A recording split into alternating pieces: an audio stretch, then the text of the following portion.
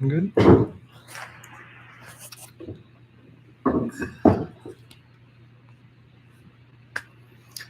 Well, it is 6 o'clock on the dot. We didn't even post a little thumbnail or anything. We're ready to sort of jump on in here. So I first will say welcome to everybody. I'm in a slightly different place tonight. I'm in the library that is above Frontera Grill. This is a place where we have our test kitchen. You've seen me do a bunch of videos from here. Those of you that followed me back at the beginning of the pandemic, where for 6 weeks I was doing live broadcasts, which I did through Facebook, not through YouTube. I was it was that place. So half of that room is books, um, thousands of books, and the other half of that room is the test kitchen. This is also a place where we do private events and so forth, and it's a beautiful display kitchen so that everybody can see the food being prepared. Okay, so that is a little bit of an introduction to why I look different tonight, or maybe I don't look different, but my background looks so different. And we're going to just jump right into answering a bunch of the questions that you guys have sent ahead of time. I really love doing this kind of question and answer. And just so that you know, I don't even look at the questions before we start. And we're just taking questions that are coming. We have some what we call seed questions that you guys have sent ahead of time. And so I'm going to answer those, giving you folks time to all make it here and to start thinking about what questions you would like to ask me. And nothing is off limits. So please feel free to do whatever you want to do. Be enjoying asking me the craziest questions that you possibly can. But I'm going to start with one from Garrett, which is like one of my very favorite topics to talk about. But I will say that I won't go on too long about it because I can't. Okay, so I'm just telling myself not to. Garrett asks, as more cultures meld over time, how do you feel about traditional dishes? And he does traditional there in quotes. And should they be preserved or evolve like languages? Okay, so the reason that I feel so passionate about this is because I have one foot in both camps. And I think it's super important to have one foot in both camps. Just like languages, and probably most of you know that I came up through academics all the way to a PhD level in doing cultural linguistics, and so I'm really into how languages evolve. If a language is not evolving, it is dying. Okay, same exact thing you can say to about a cuisine. Now that's my foot in the progressive evolutionary side of things, and I think things should be evolving all the time. And since time immemorial, cultures have come together and affected one another, and and both languages will change, both cuisines will change. And if you go back and say, I only do traditional Mexican food, what's traditional? Was it what the Aztecs and the Mayans did? Are you talking about what happened after the Spaniards came and there was a collision of two cuisines, the Native American cuisine, that of the Aztecs and Mayans and all the rest of the indigenous groups, and the Spaniards? Those were two cuisines that couldn't be more polar opposites. And yet they blended just like this and created what we now call Mexican food. Okay, so traditional Mexican food is an evolved cuisine, and it doesn't resemble the Spanish or the native culture's cuisine. It's like a complete fusion of the two. I always say Mexican food is probably the greatest example of a fusion cuisine that has ever existed anywhere. Okay, so that's me talking from that side of things. Well, what about tradition? Okay, so I say that the only thing that endures is tradition. Okay, that seems like it's a completely contradictory expression to what I just said. But the only thing that endures is tradition, because over many generations, people have perfected things. And you have to, I think, not only recognize that, but respect it. So what I really hate is people that come into cuisine And you see this on Top Chef, and you see this on a lot of the cooking competition shows. It's all about innovation. I was the very first person to compete on the on what do we call it? No, on the, and I've got people here telling me on the, what's the one that came from Japan? Iron Chef. Yes, I was the very first person to compete on Iron Chef, and I was competing against Bobby Flay, and he was all about innovation. I was all about tradition. But what I wasn't saying is that, yes, I've based all of my dishes on traditional things, but at the same time, I have brought innovation to it to make it to do those traditional dishes in a way that was appropriate for Iron Chef or for modern cooking or whatever. Okay. But the reason that I lost by 1 point, I must say, was because they took me down for not being innovative enough. And I will say, no, but I wanted to just get in everybody's faces and say, no, but it's the reason my food is good is because it's all based on my having mastered traditional stuff. So I am really into both tradition and innovation. I hate it when I see people innovating when they haven't mastered the tradition. Think about what they do in art school. They send you out to just copy the masters. See how close you can get to the masters. That's the first thing you do so that you get that in your bones. If you can copy the masters, then you have the techniques to be able to then do your own thing to express yourself. So that's, I said I wasn't going to talk too long, and I did. I apologize for that. But we are going to go on now to the next question here before all of you click off and say he's got to stop talking. Okay, BEEH said, can't wait for your lengua video. Yeah, it's really good. Have you ever eaten pork tongue? Many times. They use a lot of pork tongue in French cooking. And so back in the days, long time ago, when I really specialized a lot in French cooking, I did a lot of that pork tongue stuff for pâtés and things like that. Beef tongues are super pricey these days. What the hell happened?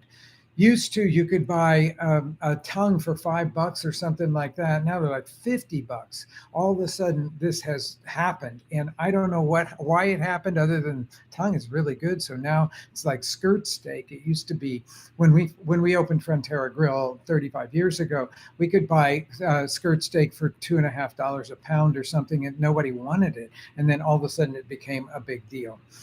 So yes, you can use pork tongue. It's really delicious, but they're much smaller, and the yield is smaller. So you'll just have to keep that in mind. And I am really sorry about beef tongues being so expensive, because it's one of my favorite things, especially for tacos. Yes, soon we are going to do the taco of tongue video and release that. Now, Marco B says, do chilaquiles have a special drying method, or can I grow my own and sun dry them in the same ish for the same ish flavor? Yes, you can. They're easy to do. You can do them. Now, I will say, for those of you that have never dried chilies, if it's a thin fleshed chili, you just can put them out in the sun in the daytime. I do it on, like, get an old screen or something that's like a screen, and then just put them out in a single layer in the sun, but bring them in the night, especially if you live in a place that has pretty heavy dew, because you don't want to re-wet them overnight and then have to burn that off the next day. So yes, they're actually very easy to dry. If you have a dehydrator, then that will give you the most even dry.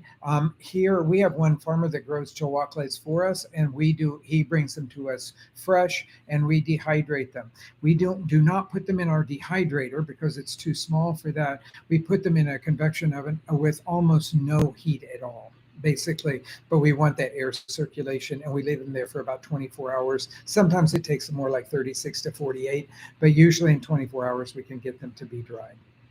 Okay, Chappie says, I'm currently growing purple tomatillos, which you should. Have you ever used them? And if you will they turn brown when heated? Yes, they will turn brown, but they will have a much more complex flavor. So in the grocery stores here in Chicago, the Mexican grocery stores, and in the farmers markets, you will find most people growing that variety of tomatillo, and it is more complex. Now, it usually is smaller. Everything keeps getting bigger and bigger and bigger. We used to say an average tomatillo in a grocery store weighed 2 ounces. Well, now you can find them almost up to 4 ounces, but that's only happened in the last couple of decades. So things are just getting bigger. But I will say that the big 4 ounce tomatillo has about as much flavor as a 2 ounce tomatillo. It's just spread over 2 more ounces of water. So it really does have a much more watery kind of flavor to it. So I will say, yeah, grow the heirloom varieties. It would be called tomate de milpa, MILPA, tomate, not tomatillo, but tomate de milpa.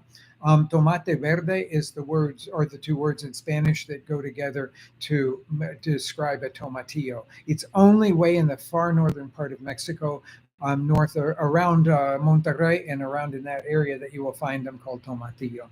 But of course, in the United States, we call them tomatillo all the time. But those are the best one to do. Yes, they'll lose the purple color. It'll go more to brown, but you won't notice it in the final salsa. It'll still be a rich green flavor, especially if you roast them, which is what I always recommend. DA says, what 4 to 6 staple pantry items would you say are ideal in a Mexican kitchen? Yikes, I never do this, so I'm going to just have to do this off the top of my head, and I'll probably not do well. So I always start with canned chipotles, because you got to have those, because they can go into lots of different things. I call tomatillos staples because you can keep them in the bottom of your refrigerator for months, and they'll still be good. If they are firm when you buy them and you put them in the bottom of your vegetable drawer, they will stay there for quite a long time. Ancho chiles and guajillo chiles, those are two. Some people would say arbol chiles as well. That would make 3 dried chilies, 4 if you count the chipotles in a can. And so that's like getting the bulk of your staples all together there. But the arbols are really hot, and some people probably wouldn't want those to be as part of their staples, but I love them too, and they would go into a salsa very well. And then, I'm not sure where to go after that, because you start getting into a whole lot of fresh things, because there's not a ton of staples in the Mexican kitchen other than onions and garlic. So onions and garlic were brought by the Spaniards when they came over. And when you make Mexican dishes without onions and garlic, it changes the flavor profile. Those of you that might be interested in what that flavor profile is like, you could come to Topolobampo right now, because we're doing an all pre-Columbian menu. So we cook without onions and garlic because they weren't here. They weren't in the New World before the Spaniards arrived, but they became an integral part of almost every recipe. Why? Because they add 2 things. They add sweetness and aroma. And so you get those 2 things going on in a dish, and then you can embroider all of these native Mexican ingredients on top of that. But if you're talking about staples, like you would put them on the shelf and always have them, it would be the dried chilies, the canned chipotles, and let's see, what else did I say? Tomatillos, because they can be in your refrigerator. But then my 6th thing, I guess, would probably be garlic, because you can keep garlic for a really long time as well. Everything else is really fresh, and you kind of have to go after that stuff when you're ready to make a dish. Douglas T says, if you don't have Mexican oregano, can you use regular oregano? Yes, you can, but it really does have a different flavor. So the Mediterranean oregano is in the oreganatum family, a very close relative of marjoram. And things that move over into the thyme family, like za'atar from the Middle East, all of those things are in the same family. So Mexican oregano is in a completely different family. It's in the verbena family. And so if you've ever seen the little decorative plant called lantana or something like that, that's where you're going to get, it grows like lantana. Or verbena, if you had lemon verbena or any of those kind of verbenas, then it looks like that. And so it has a very different flavor. If you think about going into a pizza parlor and smelling the oregano that's on the table, it has a sort of sweet flavor to it, and Mexican oregano does not. It's more sort of pungently herbal and a little bit more grassy, but in a very aromatic way, not in a dried cut grass or hay-like way at all. But yes, you could use it. It's certainly going to be edible and delicious, I'm sure. But if you want to get the flavor of Mexico, which it seems like a lot of my followers do, then it's the Mexican oregano. I just suggest that in your regular grocery store, look on the bottle of oregano and see if it says Mexican oregano on the back, because a whole lot of the major producers of oregano actually put Mexican oregano in their oregano bottles, not Mediterranean oregano, and they only do that because it's much more prolific and cheaper for them to do it that way. Let's see. Benjamin M says, Rick, in a few of your videos, you've mentioned that homemade tostadas don't compare with tostadas from tostada factories. What's the commercial tostada making process, and why are they much better? Oh my goodness. I just ate one the other day and I thought to myself, oh, I like these commercially made ones better than the ones that I make at home. So here's the deal. Oftentimes we don't have the right tortilla, and the tortilla is a drier tortilla that is used for making the commercial ones. And it is a more coarsely ground corn, so they won't puff. So a puff in a homemade tostada is going to be the worst thing, because oil can get down in that puff and make the whole thing really greasy. So honest to God, if I'm going to do tostadas for people, I buy the tostadas. I live really near a Mexican grocery store, so I can just run down there and get them. And they're really good. Second thing is that if you've ever seen the commercial frying things that they have a vat of oil that looks like half a football field. I'm exaggerating here, but it's huge. And you can hold a big quantity of oil at a better, more consistent temperature. And then they have agitators that are in them so that they just turn the things just gently as they're frying, and they just come out so beautiful. That's the way that chips are made and all that sort of thing. So that's the reason that I say that. It's really hard to get enough oil to hold a really great temperature at home. So that's the reason I recommend doing the commercially fried ones. But if you have the opportunity to get them from a local place, not from one of the big national brands, do that, because they're going to be fresher. They're going to be way fresher. John D asks, any future plans for new cookbooks? Oh, too many of them. Yes, I'm working on 2 cookbooks right now.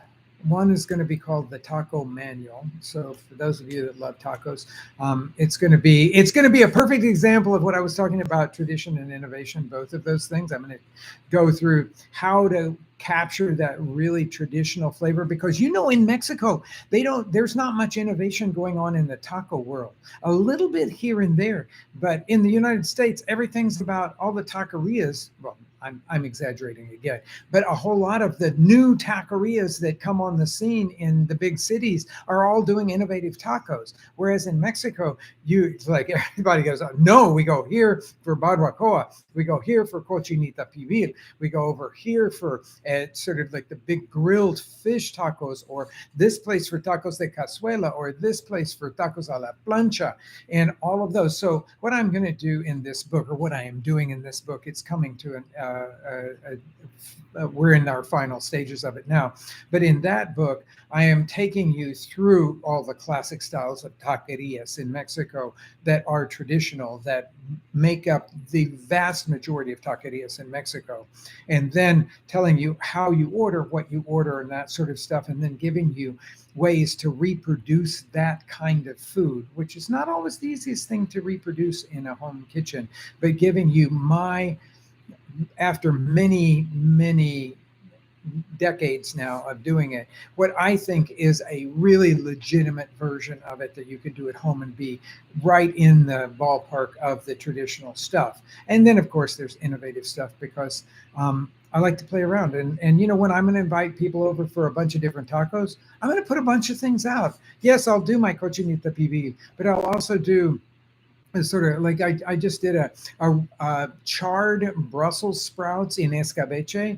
Well, charring Brussels sprouts is a very modern technique, and it's really good. And those of us that have refallen in love with Brussels sprouts often have done that through that cooking medium that it's either roasted or it's charred. We do it in a dry pan, but then we make a really beautiful escabeche to go on there that's spicy and good. And you put a little, I'm sorry to use the word, bacon on top of that and a little sprinkle of agnac or cheese, and you got really beautiful stuff. So this new book is going to be about that. And then I'm working, as I have been for quite some time, on my really big book, which will be sort of the complete book of Mexican cooking, which will have both like what we do at our restaurant, where we do hundreds of dishes. They'll all be cataloged in there, and they will be the traditional stuff plus our innovation in that area. So you'll be able to see a lot of that. The last one in our seated questions here is from Lisa D. What's a good substitute for chili powder? I'm in Kuwait, and there is no chili powder or chipotle in adobo sauce. Oh, I'm so sorry to hear that.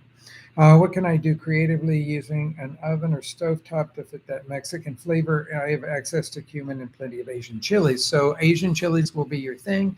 So, so a lot of times in Asia, the chilies are not used for flavor as much as they're used for heat, which is going to be the hardest thing for you to deal with, because I just said in my pantry, the first two items that I would put out there besides those tomatillos was ancho chilies and guajillo chilies. So ancho chilies add sweetness to a dish and usually are the base of a chili powder, at least the ones that I grew up on in the sort of Texas variety of chili powder. And then there are the smooth skin chilies that are like guajillo, New Mexico style, like that.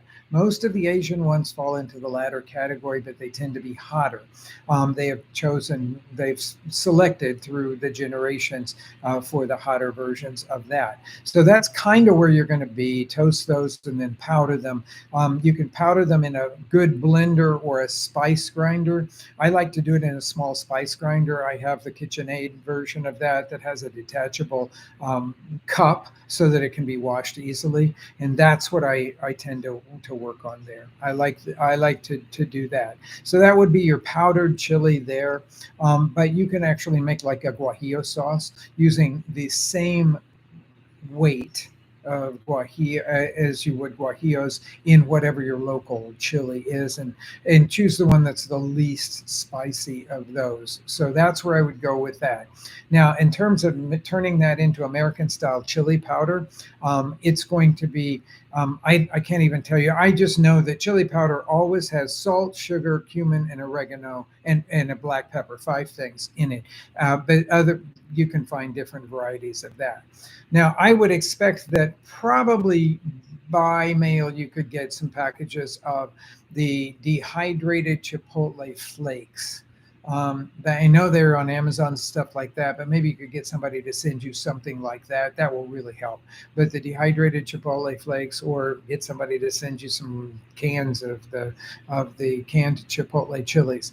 You're in Kuwait. I know over in Dubai, there's a Dean and DeLuca that carries a lot of Mexican products. So maybe it's a road trip time and you can find a lot of Frontera product, or you used to be able to. I haven't been there in a few years, but used to be able to find a lot of the Frontera products over there, like the sauce bases and stuff like that, and salsas. So hopefully that will help you with that. Okay, we're going to go on to our next ones now. And I am going to start with Trenton. Anything you can tell us about yerba mora or verdolaga? They're sold in abundance in my Latin grocer. So yerba mora is an herb that is used in central Mexico, but not very much. So I think what I would do, because it's not one that like I don't grow it. I've seen the seeds for it, but I don't grow it because I've never been around people that used it very much. Central and southern, like I'm thinking that sort of like Mexico City, Puebla, Oaxaca, that kind of areas where I see yerba mora the most. My memory of it is it doesn't have a super strong flavor.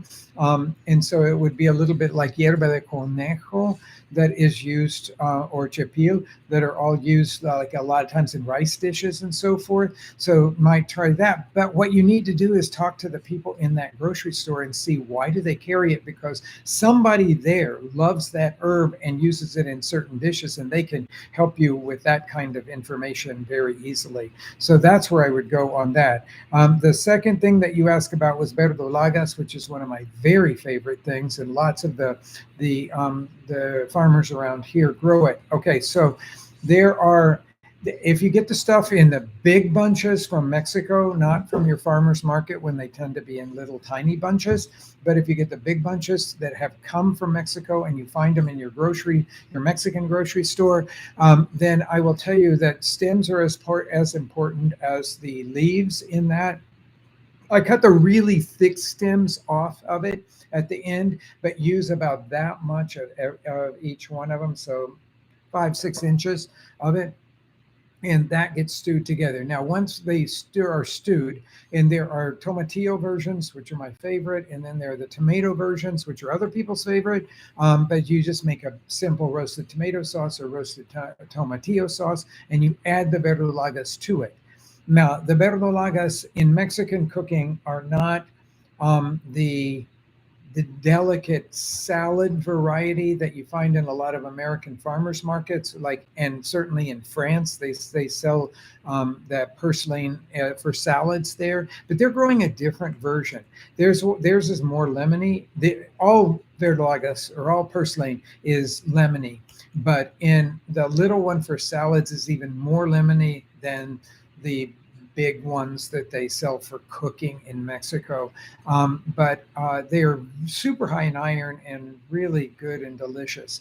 So they have a tendency, a lot of people don't like to make that stew out of them. And when I say stew, I don't mean that. You cook your sauce and then you add your verdolagas and you cook it 10 minutes, 15 max. It's not like you're stewing it for a long time. Potatoes in there are absolutely essential. Usually it will be pork pieces that have been browned first. You put your tomatillo sauce on that, stew it until the pork is tender, completely tender, and then you add your verdolagas to it, and then and potatoes to it, and cooked potatoes to it, and you're done. Okay, so that's like a really classic Central Mexico dish. But I love that dish. It's just so good and so essential flavors of Central Mexico. But some people don't like the fact that the long stem is sort of stringy looking in there. So if that bothers you, you're going to need to cut them into smaller pieces. That's all I'll say about that. Next one is Mike W. Is there Mexican paella? It was just something that came on my social media feed that was asking the question in Spanish, is paella Mexican or Spanish? Spanish people 100%, but yes, there is Mexican paella. And having lived in Mexico City for a long time, I can tell you every Sunday, the little mom and pop places, the restaurants that just dot every neighborhood, lots of them will do paella on Sundays. And then the people in the neighborhood come down and they get their paella to go and take it back home, reheat it, and serve it to their family for Sunday dinner, that kind of thing. So paella is a really big part of that. But it did come from Spain. There is a really famous rice in Mexico. One of the few DOCs Mexico has, well, I think there's 20 some DOCs now, denomination of origin, things where it's like champagne. Okay, you can't call something champagne if it doesn't come from the Champagne region and is made in a certain way. That's a DOC. They have gotten this regulation for it. Okay, so Mexico tequila has a DOC, and certain mezcales have DOCs. They can only be made in a certain way in a certain place to call it a tequila or a certain kind of mezcal.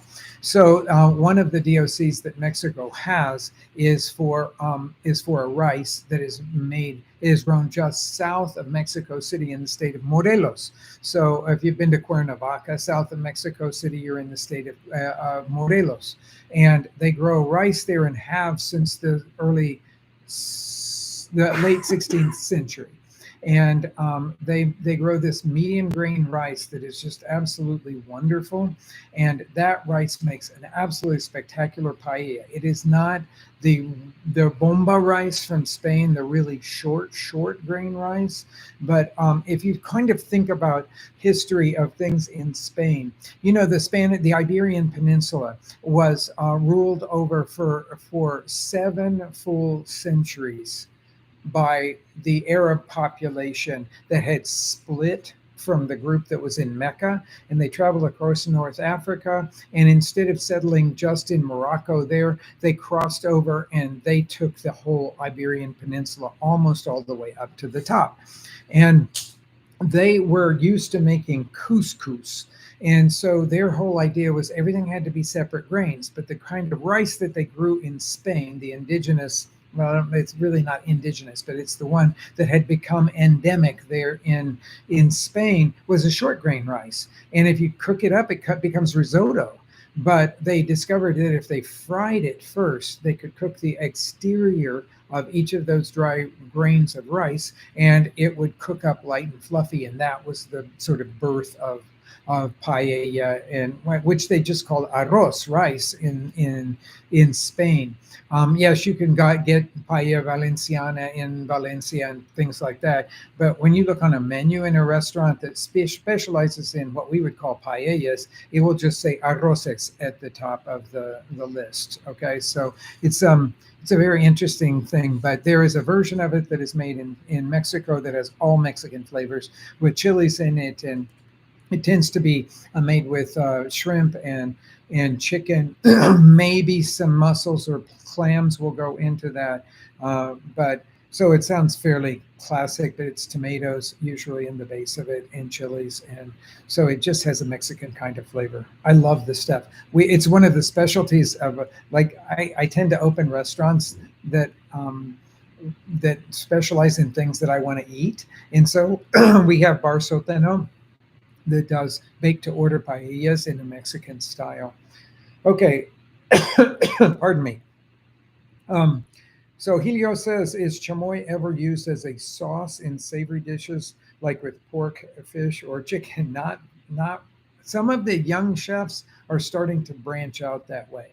In the traditional kitchens, and I mean that's sort of like most everybody's kitchen, no, it's just chamoy becomes this other thing that you put with fruit and with fruit ices or ice creams, and mostly ices, and that's kind of where it comes in the cuisine. But it's great, like to make a chamoy glaze for something like ribs or pork chops, man, it's really, really delicious. And now, of course, there's chamoy of everything. There's all these flavored chamoys that have come out both in the United States and in Mexico. And we have one young cook who has a side hustle of making really interesting chamoys. And I think that's just a really great thing, because it has that, it was brought over as a sort of Japanese, it was brought over by Japanese people, and it sort of settled into Mexico and became very Mexican, because the flavor profile for chamoys, right, or the classic chamoy seems very, very Mexican. But when you have that sort of umeboshi in Japan made into a paste, all of a sudden you're in the world of chamoy. And so that's where it comes from. But it's a really fascinating thing. But it makes a great glaze. You just have to thin it out, maybe add a little bit more of a viscous sweet thing, like either the agave nectar, agave syrup, or honey or something like that to it. And you can make a great glaze out of chamoy and do it. It's really wonderful. Mega Sanso says, How do I keep the tortillas from losing its texture and becoming mushy after taking them out of the oven when I make enchiladas? Okay, it's the oven that is your culprit and time. So what you want to do is this. In Mexico, they rarely bake enchiladas. Okay, if they do bake something like that, they usually do it as a layered tortilla casserole where it does become mushy, and then it has an almost polenta like flavor or like texture to it. So that's my thought about that. A lot of times, if you have a hot filling, I mean, okay, let me just say this because I think everybody needs to hear this. Most enchiladas in Mexico do not have melted cheese on them. There's that one category, enchiladas suizas, that have melted cheese on them. But in the United States, almost 100% of the enchiladas have melted cheese on them. So you're fighting an uphill battle with all of that. So my recommendation is this because I know so many, I like enchiladas with melted cheese on them too. So this is what I would do. Okay, get a hot filling, a hot sauce.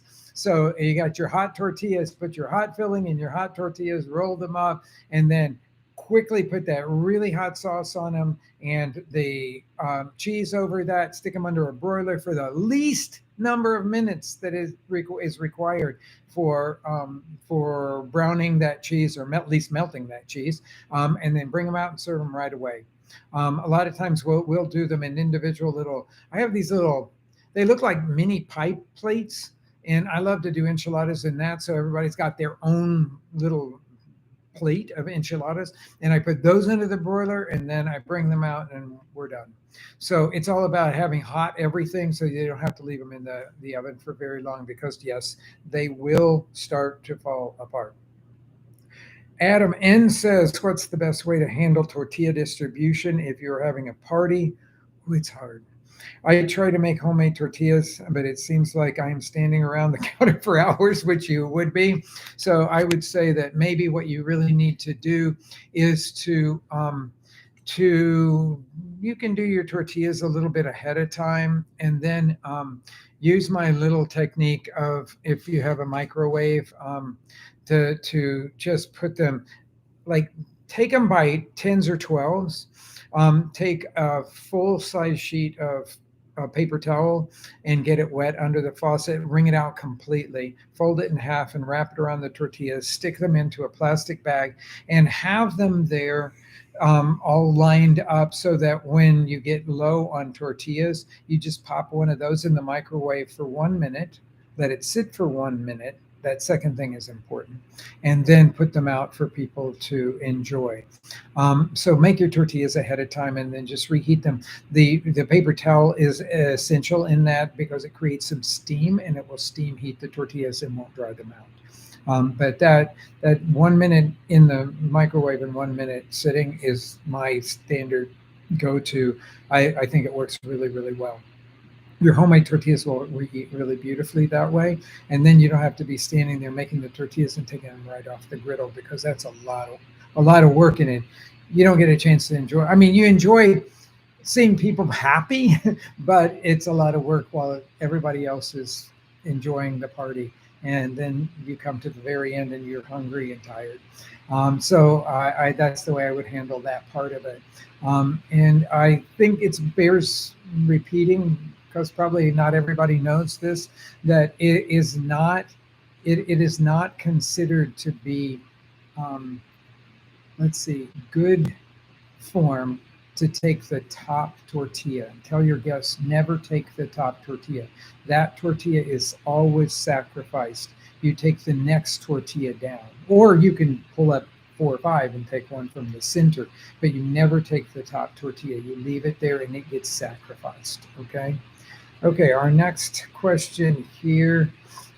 Solo Writer says, have you ever made jamoncillo? Yes, I have made jamoncillo. There exists on the website of Saveur magazine my recipe for jamoncillo. It's really old now though. And I think that if you go to that website, you can get all of the archives. So jamoncillo. So it is jamoncillo is something called in the United States milk fudge. And I grew up with making milk fudge. That was a big part of Christmas traditions where I came from. You would make the chocolate fudge and the milk fudge.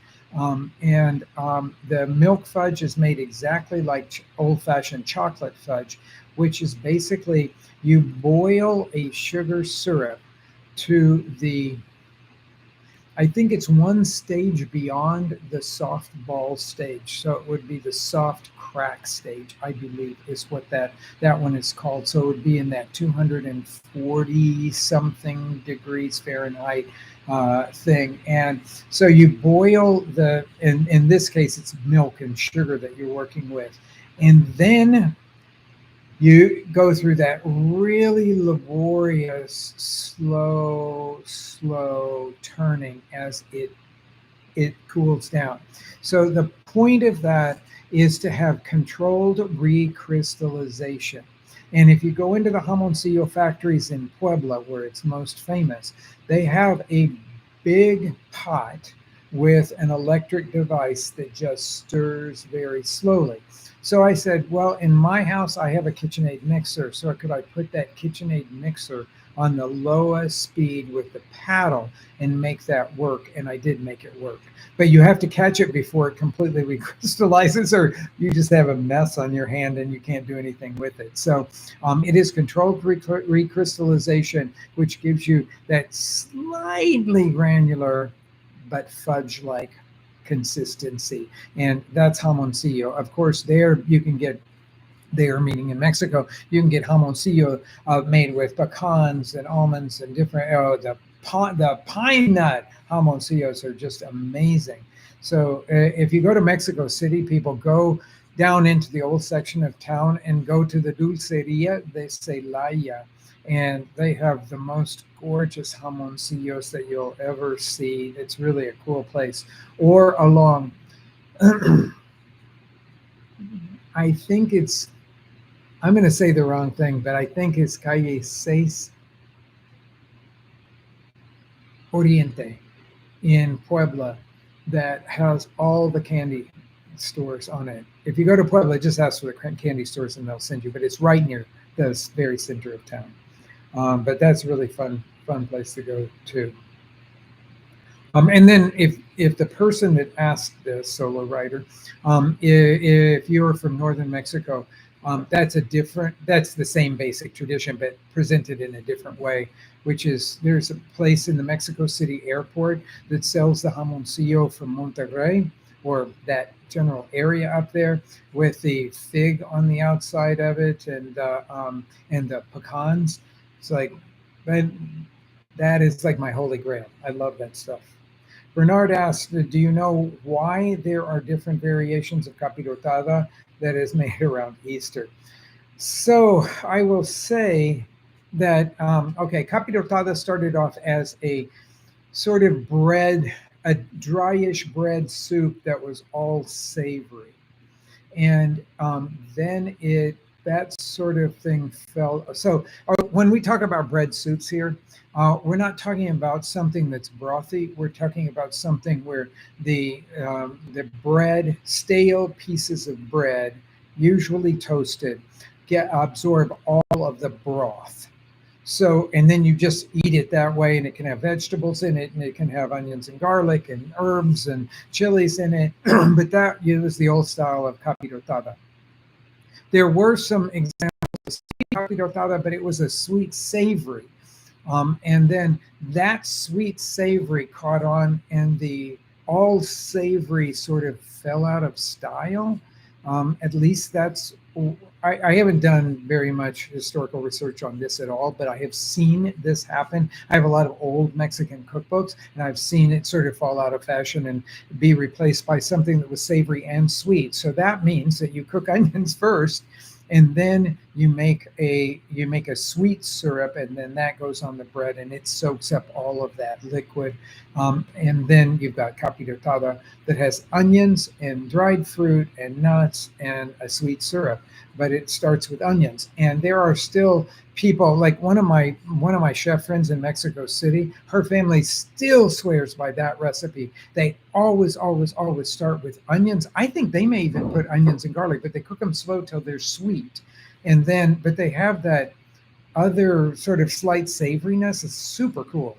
Anyway, I've tasted her capirotada once and I thought it was great, but it didn't remind me of something that was very savory. It was more sweet than savory. And capirotada is something that was done during Lent, because it didn't use all of the things that you were supposed to avoid, especially on Fridays during Lent. And so it became the thing. And so, like in our restaurants, we serve all during Lent, we serve capirotada on the menu. Partly it's because it's one of my favorites.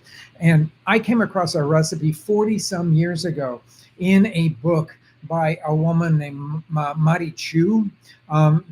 She was a really famous cookbook author back in the 50s and 60s, and she has a book, or she had a book out called La Cocina de Mari Chu.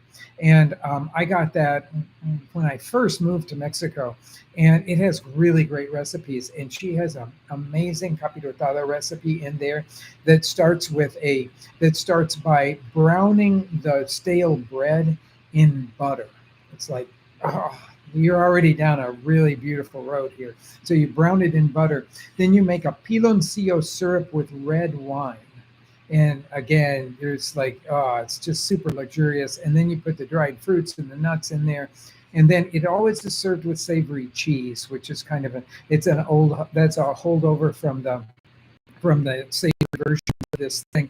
But then, so what we usually do, and we'll sprinkle it with a little bit of queso añejo, the añejo cheese, but we always make a queso añejo ice cream to serve with it. And so that gives you that really savory, funky in the ice cream to go with that beautiful capirotada. That's my favorite one. And that version of that recipe, if you're looking for a capirotada, we're out of Lent now, but if you're looking for a capirotada recipe, then it's in my very first book, that one. That's the one that we still do in our restaurant.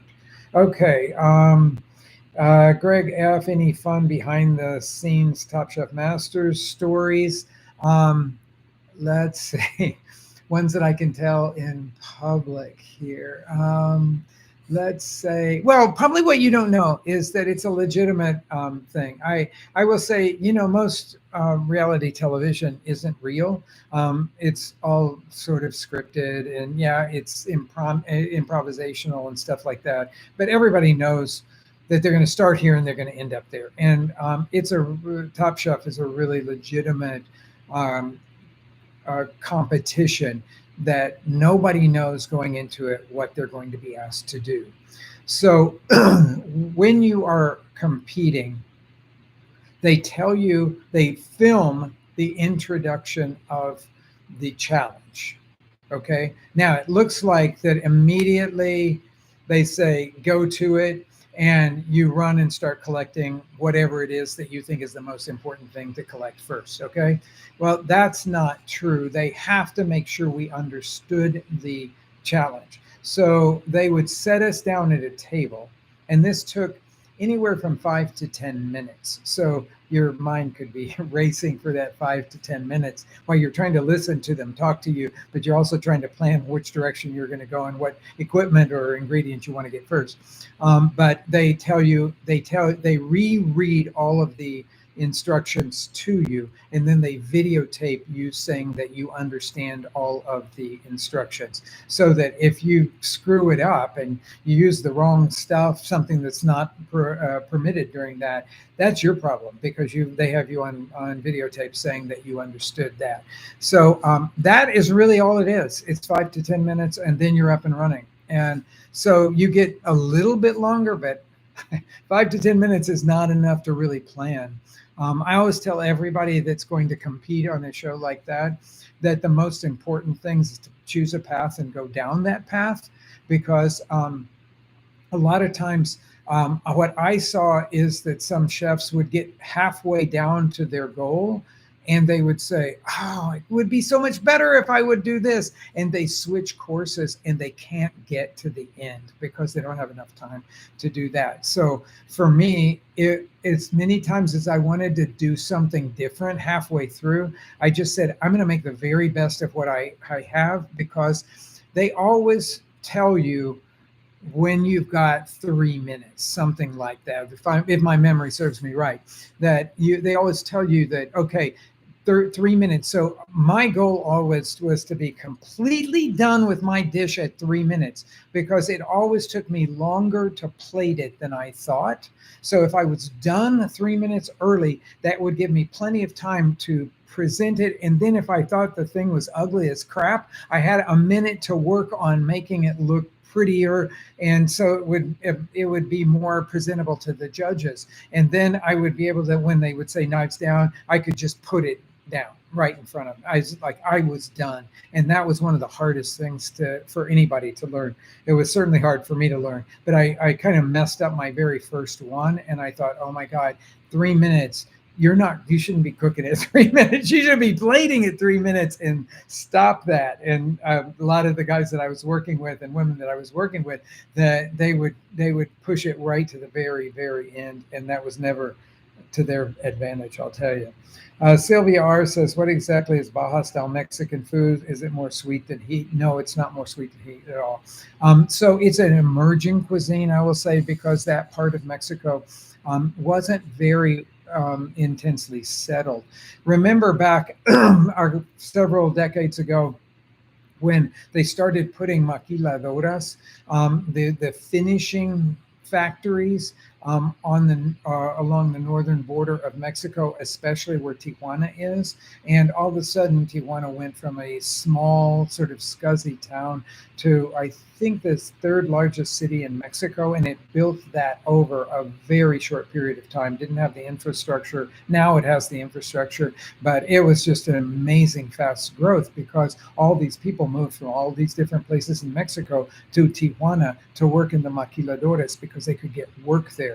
And they would bring over a lot of goods that were partially done from the United States, or ship them from the east, and they would go to Mexico, and then they would be finished in Mexico, parts being put together, and then brought across the border or shipped out from there. So it's because they don't have to pay taxes on it if it goes in and out of Mexico.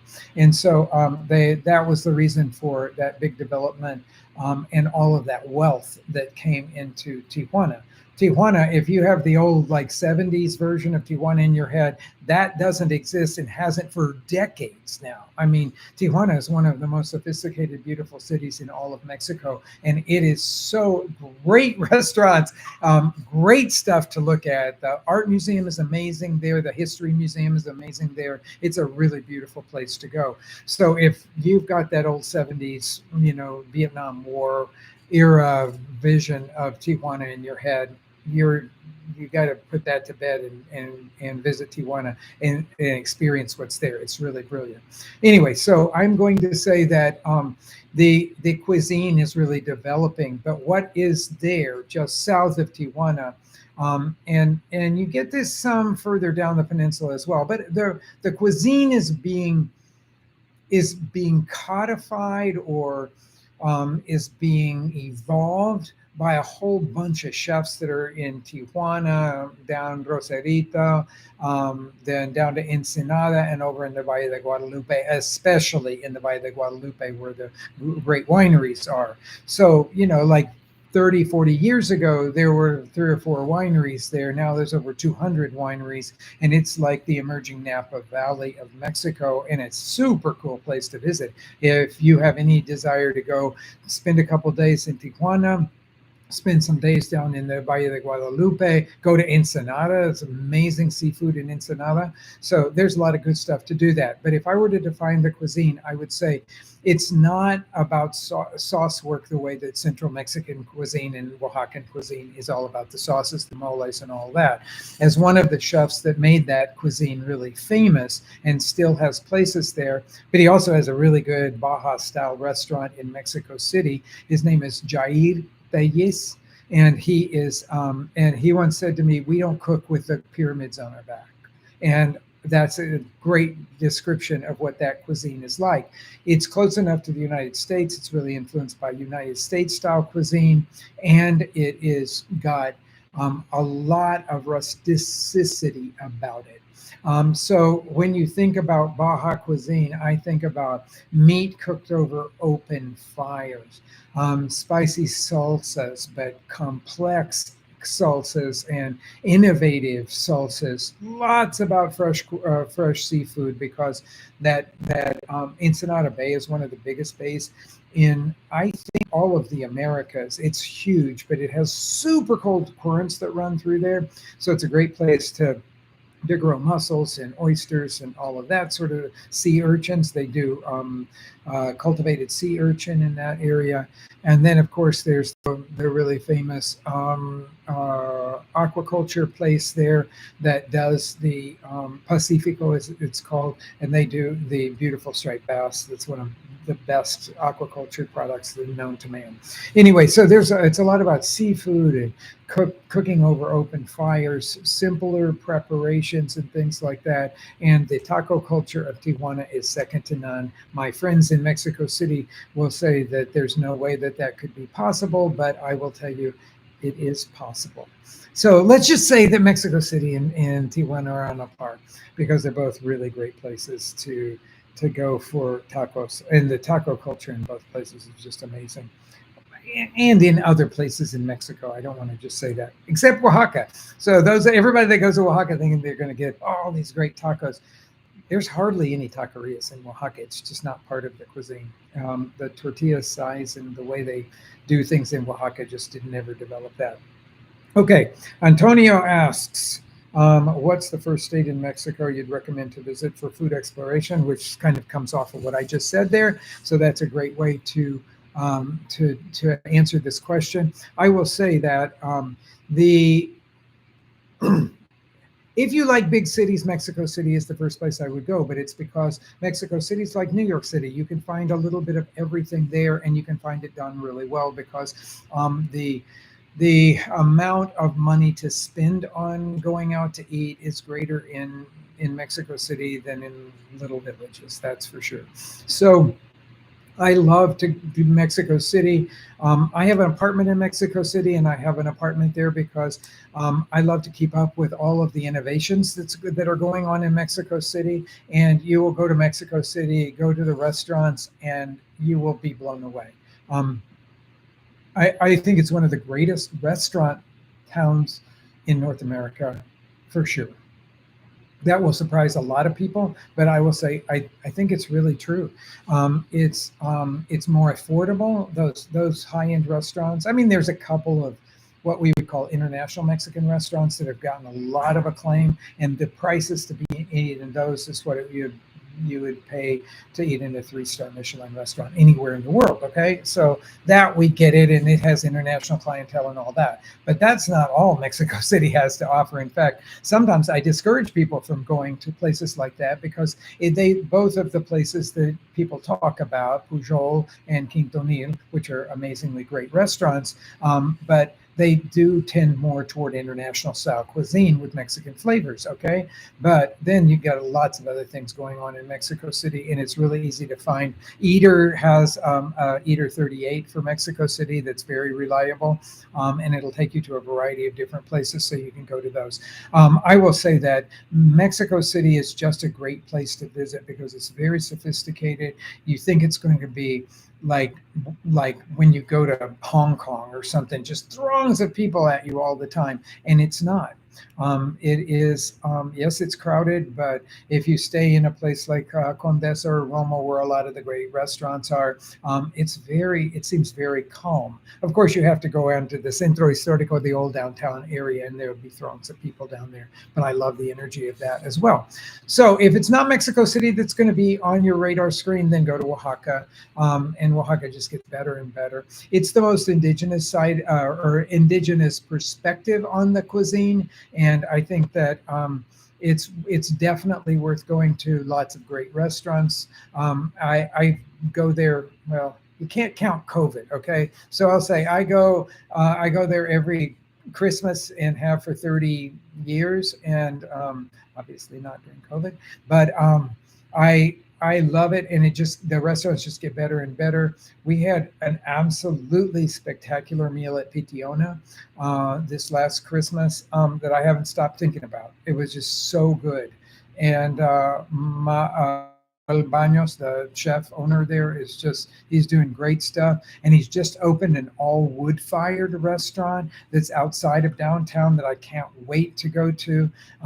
You can follow Manolo Baños on Instagram, and you'll see what he's doing in the new restaurant. And man, that like I can't wait. I'm so excited to be able to go back there. But there's everything from indigenous village cuisine in a place like Teotitlan or Tlacolula to sort of high-end food that you would get at a place like Pitiona. So it has lots to offer. Market cuisine that is just great. So that's there. That's why I would send you to Oaxaca for sure. I'm sure I've made lots of other people mad who would have sent you to other places, but those are close to my heart, and I keep going back to those places, and I would encourage you to do exactly the same. We have exhausted our full hour of me talking here. I'm going to say thank you to everybody. You don't know how fun this is for me to be able to answer your questions and to be able to share what's in my head with you guys. We're about a month late doing this. I apologize for that. I like to do them more frequently because you guys have such amazing questions. And I love to be able to share all this stuff with you. And I know lots of you come, and I really appreciate that very, very much. We have so much great YouTube material for you guys. We continue to produce it faster than we can get it out there. So thank you for subscribing to my YouTube channel. Tell your friends about it. And what do they say? Hit the like and subscribe buttons. I don't know. It's I like making it more than telling you to like and subscribe. Okay, which is probably my downfall here. But anyway, thank you all so very much for being here, and I will see you the next time that we do a question and answer, and hopefully it won't be very long from now.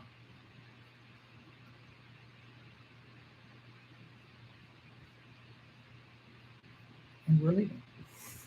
So we can get out of here. But then another arm came in here, and it's time to do it. Bye.